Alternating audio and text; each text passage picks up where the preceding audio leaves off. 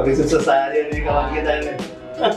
Gimana Pak Iwan sekarang kabarnya? Alhamdulillah baik. Kegiatan setelah pandemi ini lama nih. Iya. Kapan kita gak jumpa?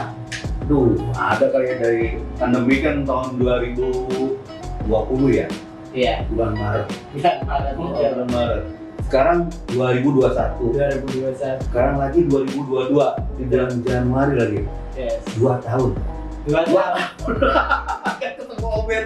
Iya, udah berubah banget. Pangling aku melihatnya, masya Allah. Oke. Sekarang kita akan beri buat teman-teman, khususnya salah satu channel yang mana saya ingin memberikan sebuah manfaat khususnya buat kaula muda Pak. Makanya saya punya hashtag yaitu muda berkarya. Wah. Kalau Obed mah jangan ditanya deh. Saya ini kenal Obed tuh udah lama banget. Dari zaman masih ya ampun dia tahu deh, tapi perjuangannya Obed luar biasa. Itu buat saya nih, buat saya pribadi nih, jujur ya. Itu buat inspirasi saya dan buat semangat saya. Anda sukses, kenapa saya enggak kan kayak gitu. Cuma bedanya adalah ditentukan sama nasib ya kan. Nasib lah yang menentukan. Oke teman-teman, ini Pak Iwan Cuklis. Beliau adalah orang seni yang mana pernah beliau alami fase-fase kehidupan, walaupun dia ini atau beliau ini bukan orang sembarangan.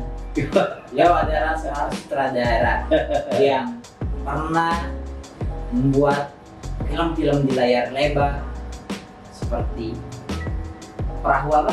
Perahu kapal kali ya. Iya sering Perahu kecil. Perahu kecil ya. Kapal apa Pak? Tenggelamnya kapal Panderwit. Tenggelamnya kapal Panderwit. Lalu Rumah sakit. rumah sakit. Lantai 13.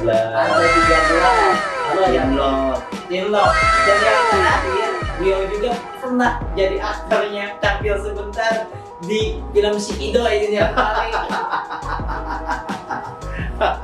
ikutan juga ternyata Pak. Sebetulnya bukan juga terbalik itu di tukang bubur naik haji. Oh, tukang bubur naik haji. PBNH kan ada tuh sinetron RCTI. RCTI ya. Waktu itu ngerangkep tuh Jobel jadi kasih sutradara juga, jadi pemain juga. Kebetulan jadi anggota DPR tapi yang yang korupsi udah gitu ketahuan belangnya bahwa kita nampan sini punya mobil mewah, contohnya hasil korupsi saya jadi gini berjalan. Aduh itu seru banget itu, seru banget gitu kan. Luar biasa. Ini teman-teman, mungkin Pak Iwan ini adalah salah satu yang menemani saya dari saya dulu kerja sebagai tukang cuci ya Pak. Waduh. Jadi mungkin kita pernah tidur bareng juga. Ya ampun, saya ingat banget itu tahun ya 2000-an ya 2009, 2008 ya. Sekitar tahun begitu. Dan bahkan mungkin awal mula saya dapat referensi orang yang punya kendaraan untuk dikelola di rental mobil adalah beliau juga, Pak Surya ya. Waktu itu kendaraan Xenia walaupun di akhirnya ya kurang mengenakan. Karena masih nafsu deh kan, nggak tahu kalau orang ini, saya udah bilang sama teman saya itu, kebetulan teman saya itu kan ketua RT. Ketua RT itu kita kalau tetangga suka ngobrol-ngobrol katanya. Wan, lu punya teman channel kan, usaha rental katanya. Ada no, kok bilang gue coba aja, gue telepon gitu kan. Ya akhirnya ketemu gitu, tapi ya kok gimana pembayarannya? Ya namanya juga rental baru satu mobil ya belum merintis. Tadi belum bisa memuaskan ya. Waduh, gue repot kalau begini. Ya, gak bersabar lah. Karena dengan rental itu gak jauh dengan dunia film. Penuh dengan perjuangan, penuh kerja keras, penuh doa, ya penuh dengan relasi. Luar biasa. Itu cikal bakal yang salah satu bapak pendukung ketika saya melangkah untuk mencoba hal baru yang mana sebenarnya background saya hanya seorang tukang cuci mobil ya Pak. Di rental tidak pernah bekerja di office. Lalu mungkin ya ketika mobil datang nyari uang receh, bekas ya seperti itulah. hal itu saya lakukan mungkin selama 3 tahun ya kurang lebih Pak. 3 tahun. 1 tahun pertama akhirnya terkumpul untuk biaya masuk kuliah, daftar, dan akhirnya ketika masuk kuliah ya beliau salah satu mentor dalam perubahan diri saya, sehingga saya dapat ada di kondisi atau situasi saat ini ya Pak. Susah luar biasa. Mungkin itu secara kebetulan apa gimana Pak? Itu dia makanya masalah.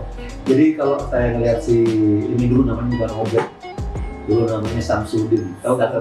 Sekarang masih Samsudin ya. Samsudin kan nama asli Pak. Jadi Obed itu dulu belum lahir, baru namanya Sam. Kalau kita manggil Sam gitu. Nah, Sam ini orangnya rajin. Mulai dari mobil datang, dicatat, mobil mau keluar, dicek bodinya semua, sampai dia belajar manajemen. Setelah dia belajar manajemen, dia belajar marketnya. Gimana nih mobil bisa jadi banyak. Diam-diam ini, dia itu banyak belajar. Orang pada tidur nih, kita supir-supir semua. Dia masih asik aja baca buku.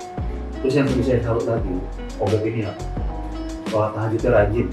Amin. Itu rajin banget. Itu terakhir yang saya ingat waktu dia masih kos tuh di atas.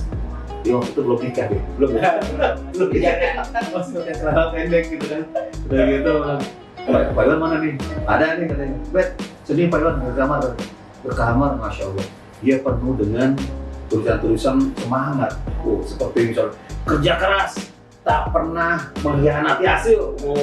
Terus kemudian masa depan dibentuk oleh apa yang kamu lakukan hari ini, bukan hari esok. Itu benar-benar kata-kata slogan yang memang, saya langsung terdiam tuh, Bet. Gue jujur aja waktu itu gue ngeliatmu tuh, ini anak muda loh, masih punya semangat untuk itu. Dan ini mulai jadi contoh. Itu yang membuat akhirnya jadi merinding.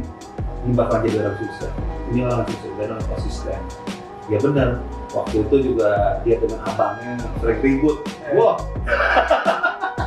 Itu udah sampai bilang yang satu abangnya keras kepala, yang satu nasihatin bener dinasihatin nggak mau. Tapi itulah.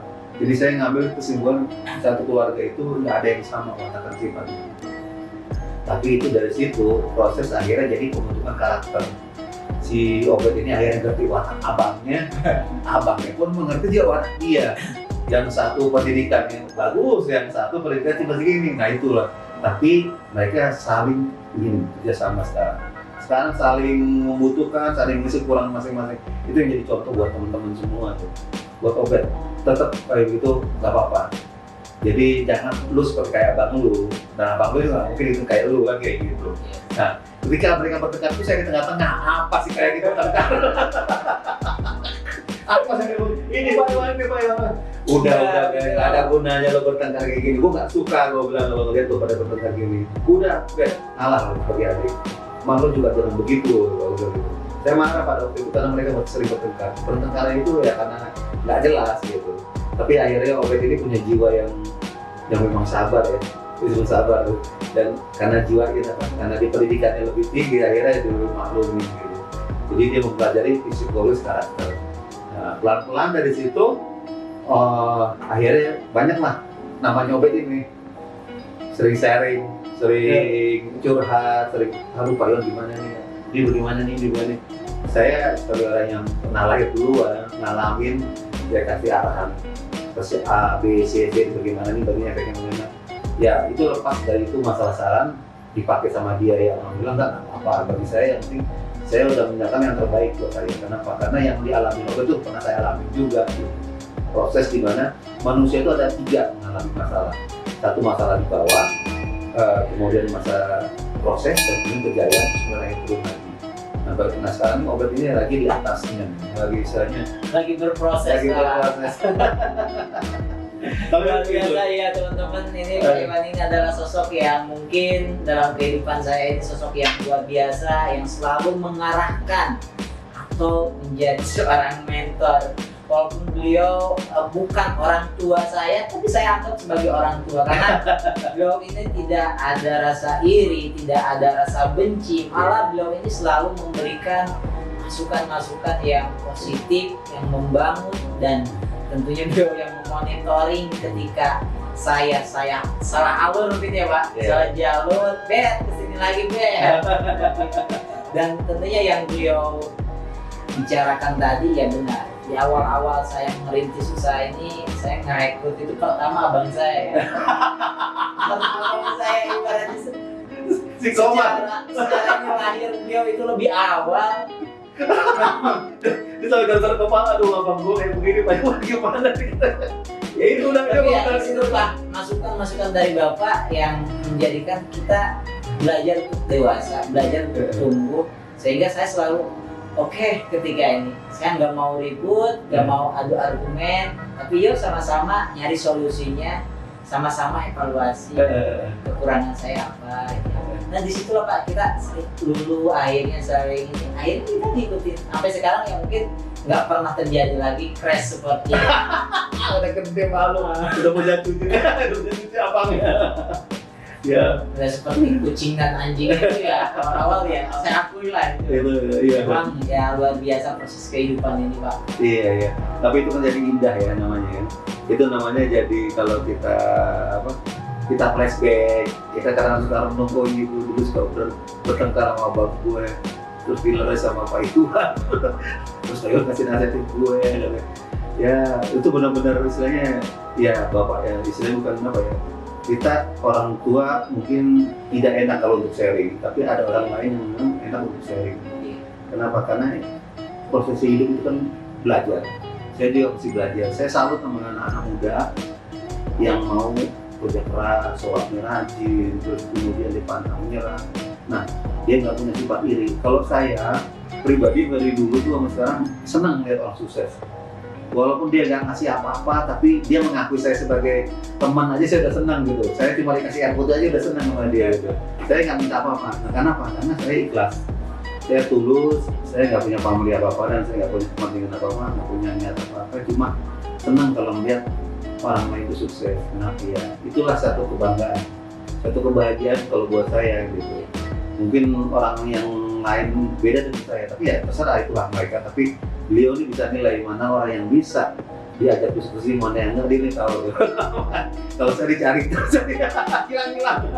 Ya alhamdulillah ya, makanya saya mungkin sosok Pak Iwan ini ya di mata saya atau ini ya seorang figur yang memang bisa dijadikan sebagai sosok mentor atau orang tua. Karena Bapak selalu mengarahkan dan selalu bertanya perkembangan diri saya, perkembangan usaha saya. Mungkin ya masa-masa muda ini ya, dari masanya saya mencari jati diri sampai saya bisa berumah tangga. Bet, gimana Bet? Walaupun kecil loh, walaupun gitu ya. Dulu waktu saya masih kuliah itu Bapak saya waktu pulang kuliah ya, pernah ketemu di pom bensin. Opet waktu itu masih pakai motor. Kalau sekarang pakai Harley Davidson. Keren nggak? Itu berapa tahun yang lalu itu dia. Mau motor berdua, karena Harley Davidson dan Ferrari ya di belakang ya. Gitu. Jadi saya ini kesini dalam rangka juga nostalgia. Satu nostalgia, dua silaturahim, ketiga ya memang ada keperluan sedikit. Tapi jangan kapok ya untuk bosan ngomongin bareng saya untuk jadi driver juga masih mau banget kalau ada kesempatan. Kalau ada kesempatan mau banget Sabtu Minggu seri calling jadi driver gitu. Inilah yang menjadi motivasi anak muda untuk selalu bergerak, untuk selalu tumbuh, untuk selalu jangan bermalas-malasan. Saya cerminan Pak Iwan ini luar biasa. Di saat ketika menjadi perfilman lagi surut, Bapak bisa ngisi kemana aja, bahkan menjadi seorang driver pun ibaratnya masih oke gitu, masih mau. Saya juga bingung tuh. Kadang orang kalau udah di atas ya kan, udah jadi asisten sutradara, bahkan jadi sutradara, itu nggak mau turun ke bawah. Tapi kalau saya mau, nah pasti ada sebab dan akibat, ada faktor. Ya sebabnya kalau saya sih pribadi, saya itu kan biasa kalau di film itu sibuk ya. Dari pagi berangkat kita calling, pulang pagi lagi, berangkat pagi pulang pagi lagi. itu tiap hari kayak begitu, nggak ada waktu break. Break kadang-kadang seminggu sekali. Jadi anugerah yang terindah pada saat kerja di film adalah tidur. Nah begitu saya udah nggak kerja di film, semua pikiran down. Akhirnya saya coba untuk mencari alihkan banting setir jadi supir. Nah ketika jadi supir itu saya leluasa banget, enak banget ngendarain mobil sambil dengerin musik, kadang-kadang menimbul inspirasi, dapat ide kayak gitu. Makanya kenapa saya pilih supir? Ya karena sebetulnya adalah di sutradara mampir. Sutradara mampir ke sini ke Obed gitu. Nah itu lebih inspirasi buat saya. Jadi supir itu kebanggaan. Jadi jangan sampai orang bilang tuh supir itu pekerjaan yang hina, pekerjaan yang rendah. Terus kemudian jangan merasa bahwa lo kan udah jadi sutradara, kenapa mau jadi supir? Itu hak asasi deh. Kalau kayak gitu saya ada kebanggaannya sendiri. Ada satu keistimewaan, ada kebahagiaan. Itu satu. Yang kedua adalah kalau kita jadi supir Obed nih, supir enak, itu ketemu dengan customer ini watak karakter lain-lain lagi kan. Ya, orang baru ya. Ada orang Cina lah yang terkenal pelit. Ini orang nggak ngasih tip atau gimana, udah dibawain kopernya segede-gede alay, cuma bilang thank you ya Pak, aduh langsung ngelak udah gitu. Di situ belajar kesabaran gitu. Iya. Walaupun dalam hati jengkel, Berarti ketika kita jadi driver itu, jadi supir itu banyak kita menilai karakter orang. Ya. Ada lagi yang mbak ya kan pacaran. Yang lucunya Bet, pengalaman gue tuh Bet. Iya. Gue kan saudara, ya kan di film. Yang gue callin, gue bawa bukan customer artis Bet. Artis. Itu lucu tuh Bet. Gue sampai tiba-tiba katanya, wah ini nih jemputnya di apartemen. Buset. Kiki Amelia. Gue tahu Kiki Amelia itu dulu pertama casting, pertama sinetron sama gue gitu. Gue yang dijebolin dia jadi pemain. Tapi itu berapa tahun yang lalu. Iya. Begitu gue ketemu dia, gue coba berharap mudah-mudahan dia nggak kenal gitu. Ternyata Dija lo nggak kenal dia. Walaupun ketemu nunduk, udah gitu ke lokasi syuting ya ketemu teman-teman gue juga ya, udah aku di mobil aja. Gue malu sih, tapi ada satu, gue yakin nih bisa gitu. Iya. Aduh di situ. Terkadang itu salah satu keheranan saya juga. Iya. Pak, juga ya jadi driver gitu. Walaupun ternyata di dia perfilman penghasilan bapak pun ya lumayan gitu. Iya, kayak duit di makan saya kalau gitu. Ada duit banyak terus langsung habis besoknya karena besoknya kita nggak tahu kerja apa. Nah di film juga kita namanya pekerjaan itu kan nggak tetap. Jadi kadang ada kadang enggak. Kadang kalau kayak kalau kita kontraktor itu ngerjain rumah ini selesai ya udah kita. Nah itu yang saya bingung mau kerja apa besok. Nah itu yang membuat akhir pikiran saya, gue harus punya skillnya itu adalah driver mobil. Nah belajar mobil ya tahu ya sama Obed. Waktu bapaknya Obed, terus ada bosnya Obed, nah itu belajar. Ada namanya Panglima Duta ya. Belajar jadi supir katanya. Kalau gitu bisa kan katanya? Ya belajar Pak namanya juga gitu kan dari situ. Kita masih satu mes ya Pak. Satu mes. Kalau Bapak dulu kan Sabtu Minggu doang ya. Iya. Pas Minggu syuting Bapak jadi freelance. Iya. Luar biasa ini. Iya, itu saya dia. sebagai tukang cucinya, Bapak sebagai driver ya. Ada luar biasa. Ternyata Bapak hadir untuk jadi seorang mentor. Pak, di channel Obed Syam ini udah berkarya, mungkin ada ketua-ketua apa yang mana nih teman-teman. Saya memang mungkin sekarang ini baru kepala 3, belum sih kepala 3, masih 29 mau ke kepala 3. Nah, perubahan yang ada dalam diri saya ini untuk mempercepat bagaimana kita mencari seorang mentor yang bisa mengarahkan kehidupan kita, yang bisa memonitoring. Kalau istilah sekarang mungkin kita mau ke suatu lokasi pakai Google Map ya. Nah Google Map saya ini adalah Pak Iwan yang memang mempercepat diri saya untuk supaya bisa melaju lebih kencang lagi ya Pak. Iya betul. Nah saya selalu meminta pendapat kepada orang-orang yang memang menurut diri saya potensial dan bisa mengarahkan diri saya ke arah yang lebih baik. Iya. Pak Iwan mungkin kasih motivasi maupun inspirasi dengan era yang di saat ini era digital, tentunya perubahan yang sangat-sangat signifikan. Kata Pak Iwan, banyak juga kaula-kaula muda yang menjadi crazy gitu. Ya, mungkin untuk yang sedang nonton channel Betsyam udah berkarya ini, agar anak muda tidak selalu rebahan, mereka selalu diperdayakan. Semua baik mereka belajar tentang pengetahuan maupun memperdalam atau mengasah skill-skill untuk menjadi seorang expert. Iya. Jadi kalau anak muda tuh kuncinya cuma punya semangat, harapan dan cita-cita, itu aja tiga. Kalau dia nggak punya semangat, itu pasti dia nggak akan hidup. Kalau dia nggak punya harapan, mati aja. Benar. Jadi semangat, harapan dan cita-cita itu harus punya seiring jalan. Nah yang kedua, dia harus punya iman. Kalau dia nggak punya iman, dia nggak bisa membangun dirinya sendiri tentang masalah jiwanya. Karena iman kaitannya dengan jiwa. Kalau iman nggak ada, jiwanya susah untuk mulai. Tapi kalau imannya ada, pasti jiwanya akan kuat. Nah, yang ketiga, belajar untuk tidak gengsi. Nah, kebanyakan anak sekarang itu mentalnya beda sama dulu. Kalau mungkin saya dulu dididik mentalnya, waduh, Masya Allah, kalau bicara mental saya pernah dimaki-maki, dimarahin, dijauhin, bahkan dimaki depan umum. Itu semua kalau kita mau berontak itu berontak, tapi dalam hati itu cuma berpikir jangan sampai itu menjadi sesuatu yang membuat nama kita jadi jelek. Yang ada dalam jiwa kita adalah kita nggak boleh kesalahan dua kali. Learning by the way, itu prinsipnya. Belajar dari kesalahan yang pernah kita lakukan untuk memperbaiki. Bolehlah kali kita gagal, tapi besok kita nggak boleh gagal lagi. Itu. Nah, yang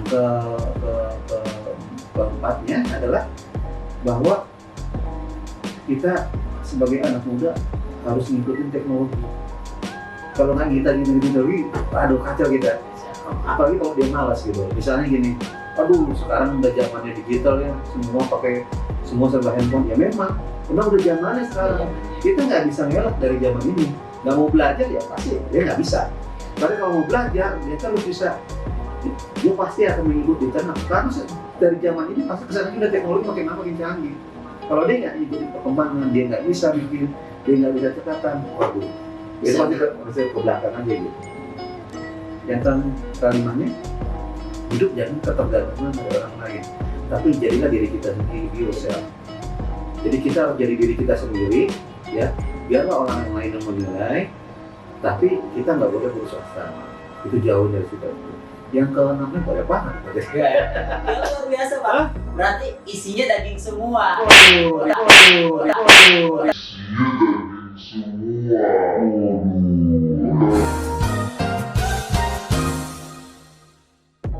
Wah, kalau gue jelasin ini kamu 10 tuh kadang. Mudah-mudahan jadi ladang amal juga Pak. Ketika kita memberikan daging atau ilmu pengetahuan kepada anak muda. Tentunya mudah-mudahan channel kita ditonton banyak orang gitu. Yang keenamnya silaturahim. Ya, terus silaturahim itu penting. Ya, ketemu dengan teman, ya kan, nanyain kabarnya. Ya, kadang orang silaturahim gengsi, kenapa? Aku nggak punya duit, atau enggak. Terus kemudian kita mengharap jangan punya pikiran seperti itu. Kita silaturahim itu pikirannya adalah satu, ketemu untuk tertawa, untuk bahagia bahwa kita pernah punya bersama dengan orang ini. Seperti saya sama Obed, udah lama nggak ketemu, silaturahim, alhamdulillah. Ada seperti jiwa dalam hati itu senang ketemu dengan you, ya kan? Karena apa? Karena kita tahu perjuangannya dia bagaimana, kita bagaimana. Itu silaturahim. Wah, yang ke-7 luar biasa. Makin banyak ya makin senang lah. Ya, yang ke-7 selalu sama orang tua harus bisa mendoakan. Karena bagaimanapun juga orang tua adalah kunci untuk kita maju. Karena tanpa doa dari orang tua kita nggak akan bisa hidup apa-apa. Jadi tetap orang tua itu harus dikasih hello, kita datangi. Kalau dia masih hidup, ya kan, kita datangi, kita kunjungi. Kalau dia sudah meninggal ke alam dunia, kita doakan setiap saat, setiap 5 waktu supaya kita di surga kita ketemu dengan dia. Itu berkah dari pasangan. Itu yang ketujuh. Terus yang kedelapannya adalah bahwa kita berusaha menjadi orang yang low profile. Jangan sombong, jangan merasa suka dan yang merasa gengsi. Jauhi dari sifat diri yang berhenti. Itu. Kenapa? Dari 8 dulu ya, nanti mesti banyak soalnya. Nah di antara 8 itu sebetulnya tertanam di pengalaman saya, di jiwa saya gitu. Berusaha untuk tidak seperti itu. Insya Allah saya komitmen. Insya Allah saya orang yang seperti yang saya sebutkan ini gitu. Jadi bukan munafik atau munafik. Jadi orang yang bicaranya doang, tapi kelakuannya beda. Tapi kalau saya insya Allah doakan saya supaya menjadi orang yang konsisten dan komitmen. Antara ucapan dan tindakan sama. Nah itu. Nah, jadi kesimpulannya bahwa keberhasilan seseorang itu bukan dari materi, tapi dia punya jiwa hati yang selalu ceria, selalu senang dan selalu bahagia dan bisa bermanfaat dan menyenangkan orang lain. Itu adalah orang yang sukses. Luar biasa teman-teman. Itulah 8 tips Aduh ya ampun. dari Iwan Suplis ini yang Oh iya, betul nggak sejarah yang mana Iwan Suplis? panjang lagi nih. Panjang lagi ya? Kamu nggak tahu nih? Ya boleh lah untuk sedikit. Jadi gitu ya? Apa sih? Dulu gini, Ya. jadi waktu gue masih jadi driver, supir, ya. Dulu rambut gue kayak ente tuh, ya kan? Rambutnya gondrong gitu kan. Nah, bawa customer kita, pulanglah kita kan, malam. Begitu gitu ada Panglima Duta tuh kan. Kaget ngeliat itu siapa tuh botak? Saya bang, Iwan Suplis. Iwan, belum ada Suplis. Wah, lu kayak si Suplis lu katanya. Waduh, benar-benar botak. Nah, sejak itu saya dipanggil Iwan Suplis. Sampai sekarang. Jadi kalau di dunia rental, di dunia kemudi, nama saya terkenal Iwan Iwan Suplis. Suplis ya. Tapi kalau di Luar dalam biasa, itu, ya. Iwan di mana kan? Iya, Wadi Permana aslinya. Iya. Ternyata Iwan Suplis itu cikal bakalnya pada saat udah jadi driver ya. Jadi driver akhirnya. Padahal profesi freelance tuh ya. Oh, keren. Oke teman-teman, kita akhir video kita saat ini untuk teman-teman yang baru mampir di channel Obed Syam Muda Berkarya. Jangan lupa like, comment, dan subscribe dan share agar teman-teman kalian mendapatkan manfaat yang sama seperti kalian menonton video ini. Oke, di akhir penghujung saya ucapkan terima kasih Pak Iwan sudah mampir di channel Obed Syam. Kita berbincang-bincang. Sukses. Tentunya mudah-mudahan video ini dapat menginspirasi maupun memotivasi kaula muda khususnya ya Pak untuk selalu tumbuh menjadi pribadi yang terus berkarya. Iya, tadi gue juga kan bilang tadi, mudah-mudahan ini dari Sultan Pasar Minggu nih besok. 5 tahun lagi ya. Tadi gue bilang sama lo, 5 tahun lagi lo jadi Sultan. Amin. Ya, gue bilang jangan kalah sama Raffi Ahmad ya. Sultan Andalan ini Sultan Pasar Minggu nih. Sultan Pasar. Ucapan itu doa benar. Iya, Saya benar. dulu pernah mengenal orang-orang besar, katanya jangan asal-asal ketika berucap karena ucapan orang lain pun harus kita amini karena hal itu akan menjadi doa dan tidak sedikit dari ucapan itu menjadi sebuah kenyataan. Iya, siap. Oke, sekian dulu teman-teman di channel Obed Syam Muda Berkarya. Sekian, wabillahi taufiq wal hidayah. Wassalamualaikum warahmatullahi wabarakatuh. Waalaikumsalam warahmatullahi wabarakatuh.